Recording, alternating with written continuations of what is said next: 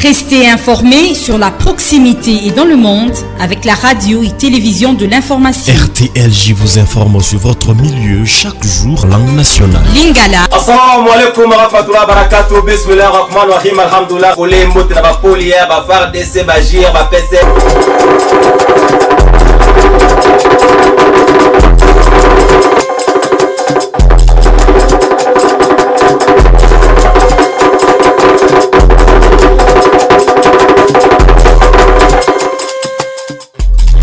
Population ya Goma basala qui marche ya soutien pour na bande kwa FARDC et puis ba sengi bongo na gouvernement ba bongo kanga ba frontière nyonso c'est-à-dire frontière ya Rwanda na RDC puis ya Uganda na RDC ba lobi po monguna ay baso kota te parce que ba guerre ya est wana eza ko pesa bango pasi na mitema.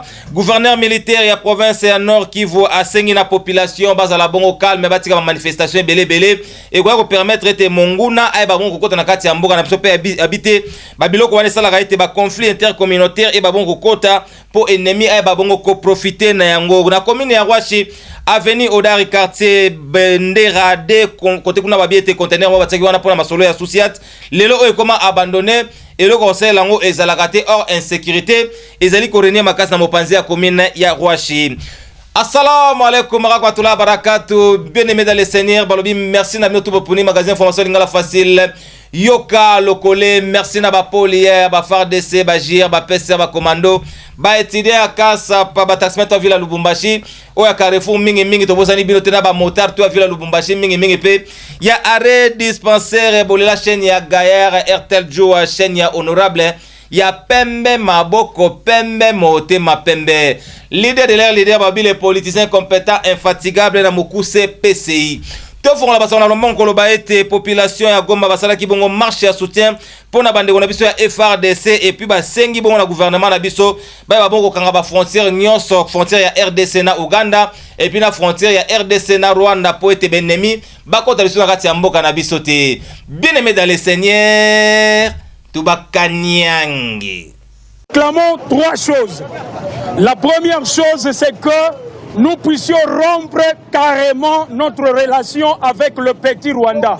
Parce que nous sommes victimes d'une agression que cette dernière nous a imposée depuis beaucoup de temps.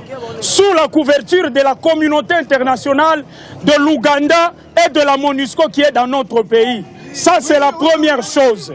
La deuxième chose, nous exigeons qu'on puisse nous fermer toutes les frontières de la RDC avec le petit Rwanda et le petit Ouganda. C'est la deuxième chose. Et la troisième chose, nous sommes en train de regretter et de condamner carrément ce silence, ainsi que cette implication de la communauté internationale dans l'agression dont nous sommes victimes, nous Congolais. Aujourd'hui, la population veut montrer à la communauté internationale qu'on en a assez avec des guerres injustes.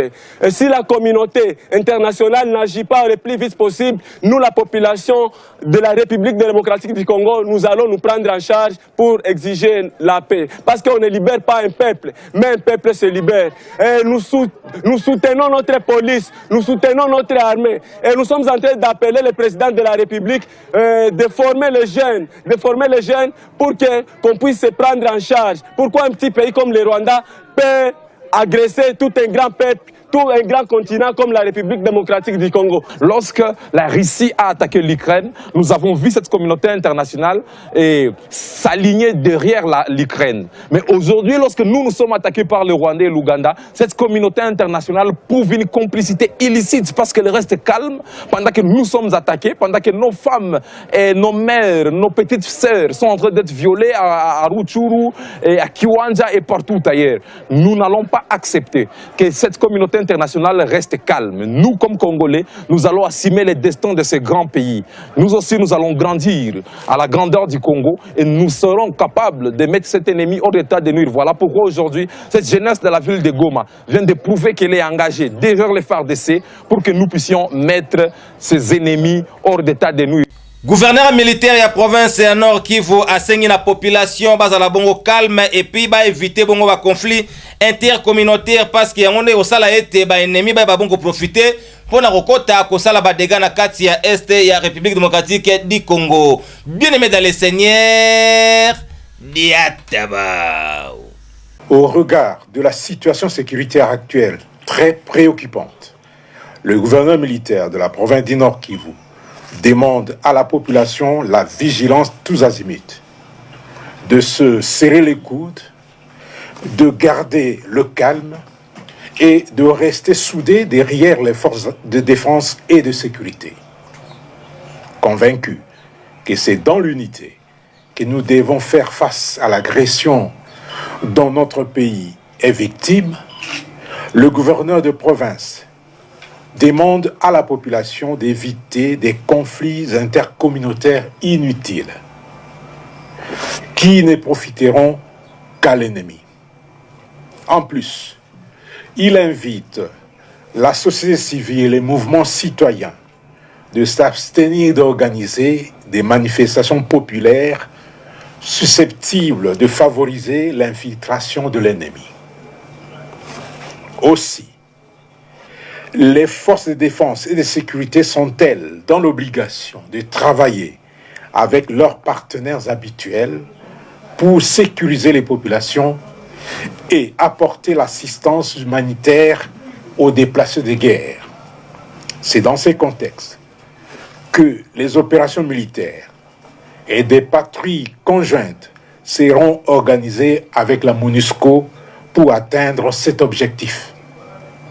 Une fois encore, le gouverneur militaire de la province du Nord Kivu demande à la population d'éviter de se constituer en obstacle aux actions mises en place pour défendre l'intégrité menacée de notre territoire et assurer la protection des populations. Na commune ya Rwashi na avenue Odari quartier Bendera D côté kuna bataki conteneur moko pona kosala masolo ya société kasi likambo apasi koma nango échantillon insécurité eleki makasi na mopanzi ya commune ya Rwashi wana waza kosenga mingi na population ba autorité baza kolela babete ba senga na bango ba sala mosala bo elongo bani pona ete population azonga na kimia na eba batela bango na babia na bango sengelete ba babo kozongsa société wana ezala opérationnel parce que projet wana ezaki malamu ekosunga ete bande ko ya commune ya Rwashi balongwa bona masolo bongo insécurité pour être sécurité et côté na mopanzi côté kuna bien aimé dans les seigneurs Tubakanyangi bandeko babolingo azali bon na commune ya Rwashi na avenue Odari na quartier Bendera D koto balobi makambo ya insécurité eleki tellement makasi ezali bon na conteneur moko basalaka koto batikaka yango na compte koloba ete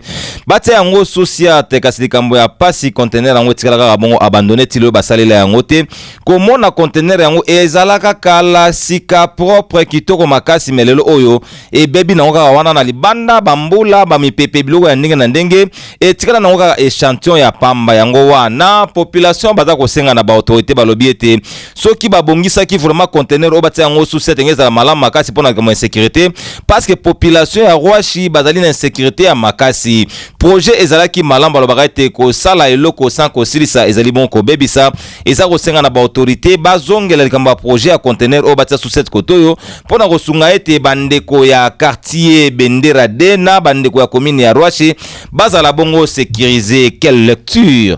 La lecture elle est très mauvaise. Totika masolo ya insécurité toko ya bongo na veni kaka Odari wana babi pomo zaki wana monene basala yango kitoko ba créer moi tranché wana likambo ya pasi ekomi nango dépotoir public bande ko ebele ba boka basalte na katimini wana ekomi kopesa solo ekomi ko bangisa population pour ba maladie ya ndenge na ndenge. Bien aimé dans les seigneurs Diataba na quartier Foire na avenue Odari koto oyo ezali na mwa po moko pembeni awa na pembeni ya po wana ezali bongo na tranché moko ya monene basalaka ya malamu pona kosunga ete mai eleka bo elongo bani melikambo ya pasi tranché yango e koma nango lokola poubelle bandeko tu bakoboka bongo babiloko na bango na kati awa ekoma dépotoir bandeko pe baza batolete pembeni awa baorienta batio ya bakimbotela na bango kaka na tranché oyo bakoma kobwaka bongo bafarata na bango koto oyo ekoma kopesa vraiment solo ya kosakana te et puis na pokwa komona ete bandeko oyo ba créer insécurité na kati ya mboka babata na kati awa pona kosala ba opération na bango baloba te po bazwa zéro.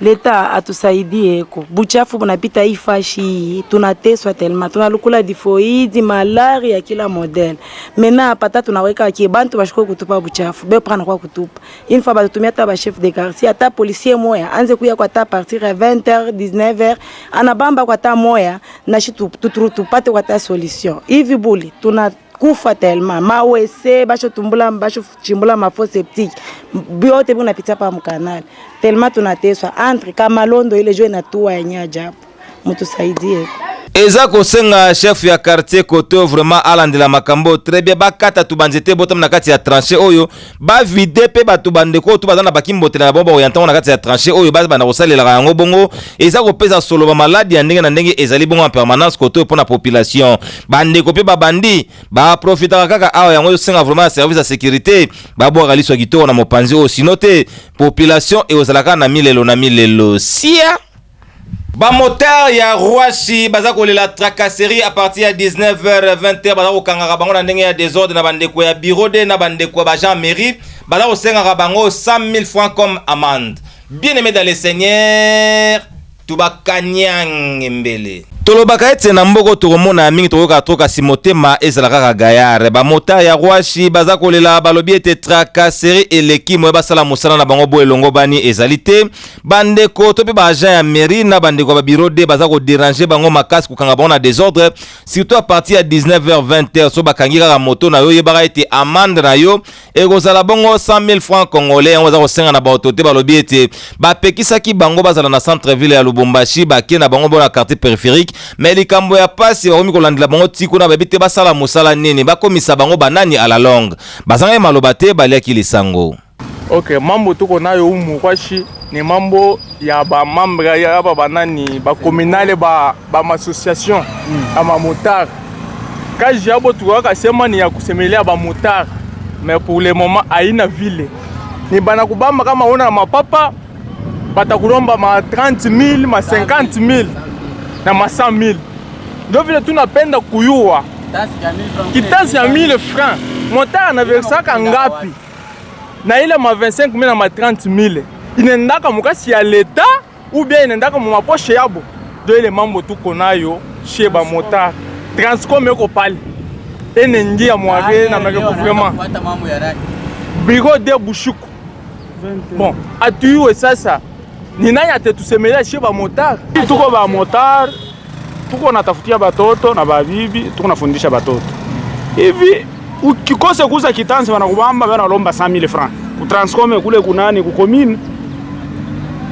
en tant est-ce que 20h juste bureau de inaanza kubamba hatuna na pa kumujiki upite huku ni kukubamba upite huku ni kukubamba sisi tunakuwa saba saba étranger saje bale bana bambana njo ba congolais shi hatuna ba congolais hapa hatuna nana atukale bien hatuna batuachie kofwashi tuanze kutumika tuna didebrouiller article 15 kitansi kiko 1000 francs mais mtu anakubamba anakulomba 100 000 francs ya kajika ya nini mimi unapata 100 000 francs par jour moto ina verser ni ya benye ina verser 10 000 francs mais ona nibamba mu journée ona nilomba 100 000 ni kudetruire mukini upaye bande kwebele misala ezalaka te mingi babeta basema kala ngangu kala technique de comment sala musala ya moto metango za ko compliquer bango boye et comme ko pesa pas vraiment on ba autorité baboka mwali so kitoko pona bande ko ba motard bazala bongo protéger bijika twikisha tala ndambo ya basango to bombela ki bino na magazine information ya lingala facile yoka lokole merci na ba polier ba FARDC ba GIR ba PCR ba commando ba étudier à Kasapa ba moteur na ba taximan to villa Lubumbashi bolela RTL Jo a chaîne ya Gayar chaîne ya honorable ya Pembe Maboko Pembe Motema Pembe leader de l'air leader les politiciens compétents infatigables na Mokuse PCI merci na réalisation équipe de mato ya RTL Jo e bande osunga ete musala ekende bo elongo bani metoka bona rabo ete moi système ya kiese na kiese et ça la bien il faut 5. Oui, voilà. Oui, le 2. Non. Sur les 3. La conclusion.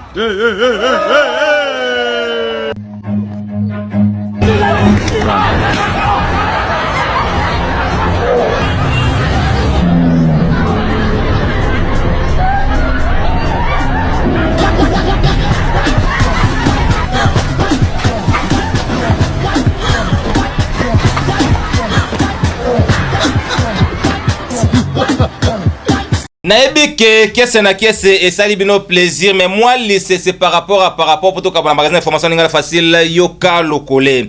Lycée c'est alelo et outi bongo na espace na biso chez Francis Kayombo FK Démolition. Francis Kayombo FK Démolition alobi boy. Somo ya ebale eleki ya cimetière. Pona lotosuki awa, nous sommes bénis. Dites amen. Restez informés sur la proximité et dans le monde avec la radio et télévision de l'information. RTLJ vous informe sur votre milieu chaque jour, langue nationale. Lingala. Assalamu alaikum wa rahmatullahi wa barakatuh. Bismillah ar-Rahman ar-Rahim. Alhamdulillah. Kole mbote na ba polier, ba FARDC, ba JIR, ba PC.